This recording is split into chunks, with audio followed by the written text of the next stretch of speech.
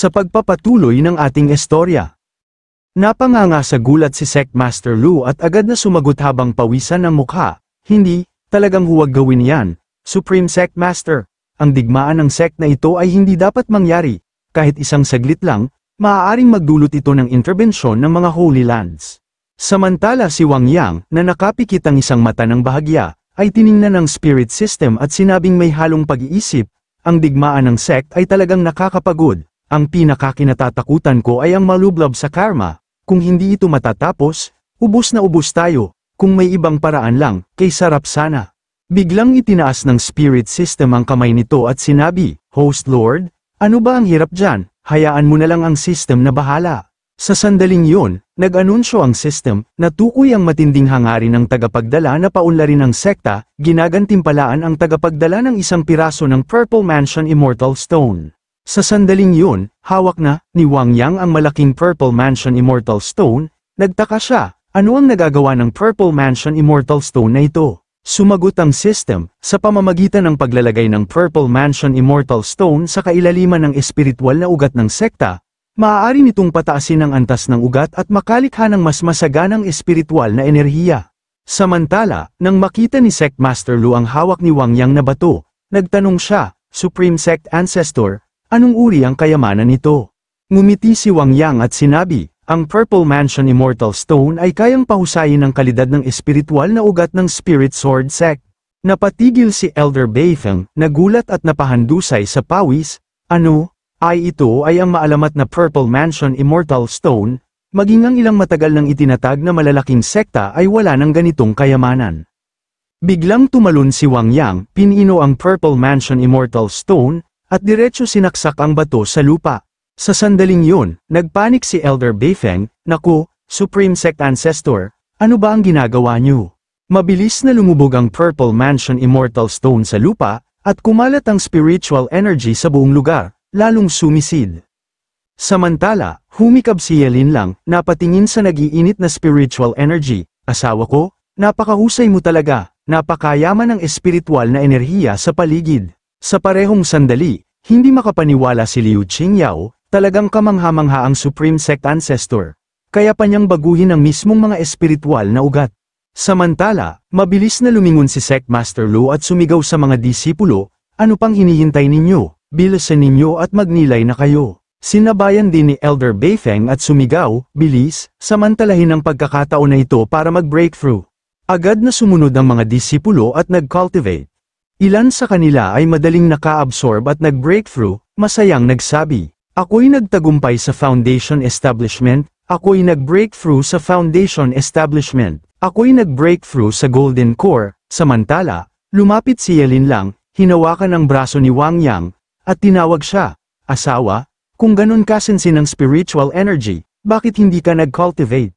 Tiningnan siya ni Wang Yang at nambola, masyadong mabagal ang pagsasanay sa pamamagitan ng pagninilay, hindi ito kasing bilis ng Bingbang Dual Cultivation. Nang marinig ito, namula si Yelin lang at napabulong, hindi pa gabi, tigil mo yan. Samantala, si Liu Qingyao na nakatayo sa tabi ay namula rin at naisip, gusto ko rin mag-dual cultivate sa Supreme Sect Ancestor.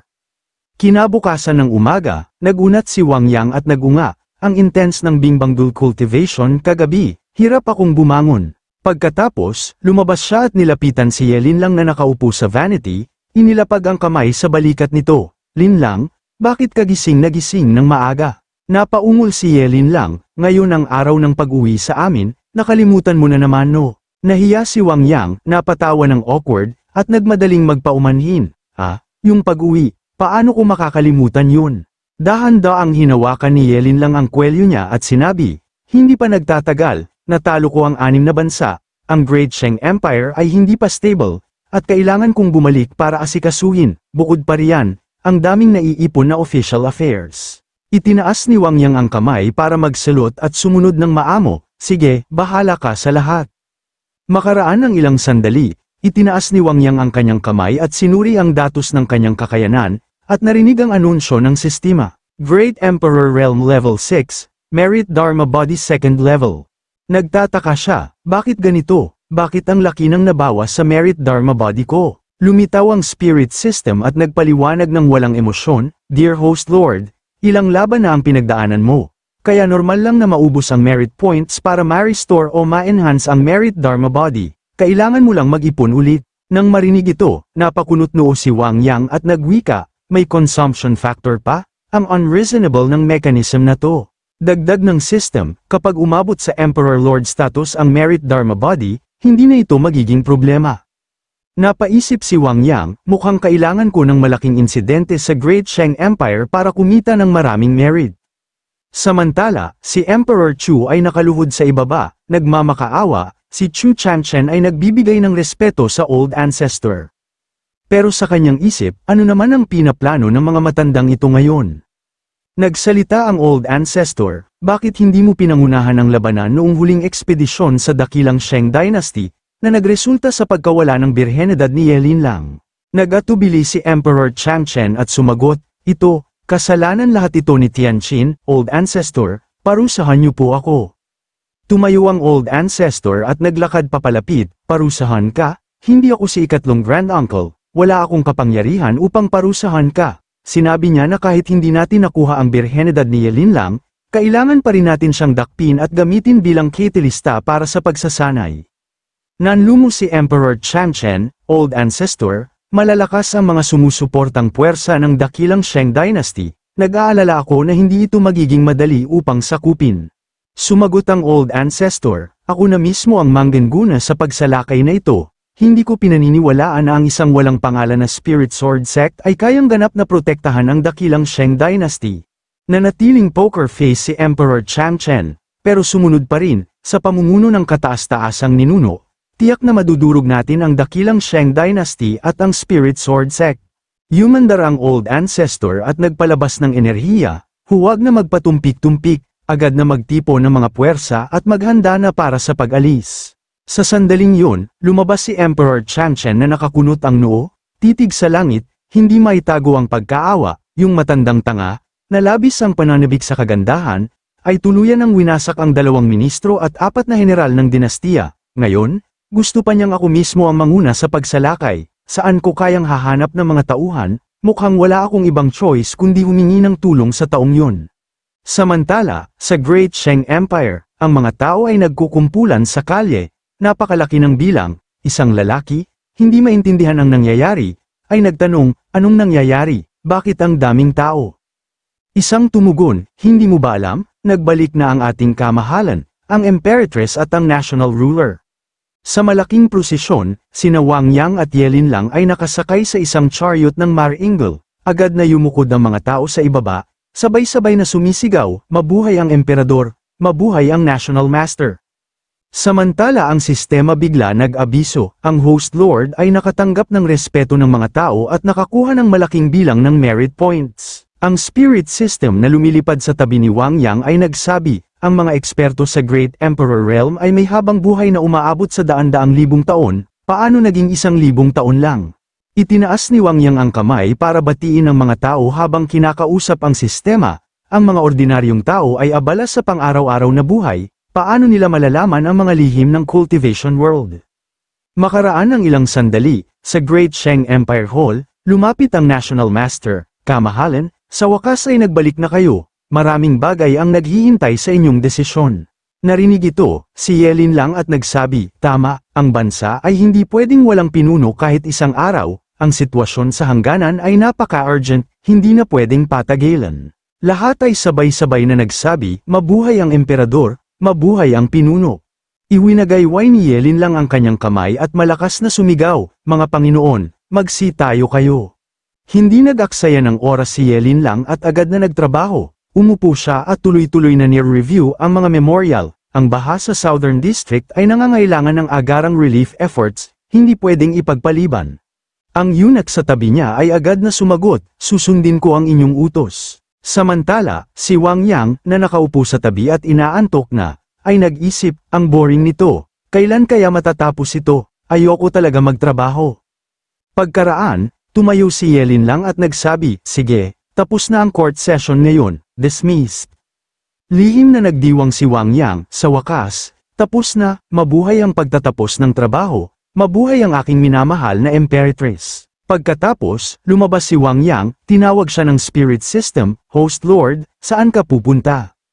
Sumagot si Wang Yang, may tagpuan ako kasama ang pambansang guro upang dalawin si Huexen, ang kanang punong ministro na nahuli natin noong nakaraan, sa makalangit na bilangguan. Naisip niya, kung may re-recruit ko ang isang Great Emperor realm na si Huexen, dagdag tulong siya sa akin. Pagdating sa bilangguan, lumapit ang national teacher at yumukod, pagbati, National Lord.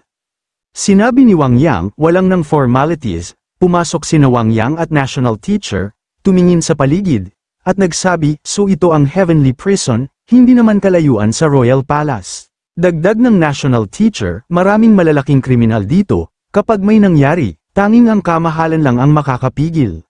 Nang makita ng mga bilanggo na may pumasok, sumigaw sila, may tao, babae yata, palabay sa inyo ako, naapi ako. Tiningnan ni Wang Yang ang system na takot, nakatakip ang tenga pero nag-chuckle. Tanong niya, mga ordinaryong tao lang ito, bakit ka natatakot? Nanginginig pero nagpanggap na matapang, sumagot ang spirit system, hindi ako takot lang ako sa dilim. Isang lalaki sa loob ng selda ay sumigaw kay Wang Yang, hoy, tutoy, lumapit ka dito, aalagaan kita. Tiningnan siya ni Wang Yang, akala mo ba papayagan kitang magyabang? Pagkatapos, ang narinig na lang ay ang hiyawan ng lalaking yun. Nagsalita ang national teacher, Lord National Ruler, narating na natin ang room 1, ibig sabihin, dito siya nakakulong, kung hindi lang dahil sa magic weapon na ginamit mo para supulan ang kanyang realm, hindi siya makukulong dito. Pagkatapos, pumasok sila sa bakal na pintuan, pagkatapos, nagpaalala ang national teacher, pambansang ruler, ang lakas ni Martial Minister Huexen ay hindi pangkaraniwan, mangyaring mag-ingat kayo. Sumagot si Wang Yang, okay lang, kaya ko to, national teacher, maaari ka nang umalis.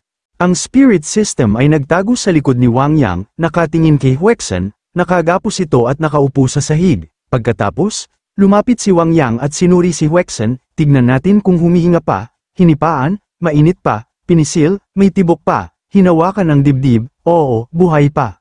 Biglang bumukas ang mga mata ni Huexen, pagkagising, sumigaw siya ng malakas, pakawalan niyo ako, mga salbahi kayo, kapag nakalaya ako, papatayin ko kayong lahat. Nang marinig ito, ngumisi lang si Wang Yang at nag-isip, habang nakatitig kay Huexen, ang ganda talaga ng babaeng to.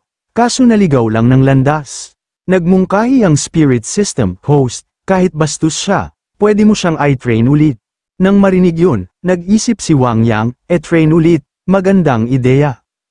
Kumuha siya ng skill book na, Heavenly Soul Control Art, at naisip, mukhang ito yung renamed version ng Saint Grade Technique. Habang nagpapatuloy si Huexen sa pagsisigaw, binabaliwala lang siya ni Wang Yang.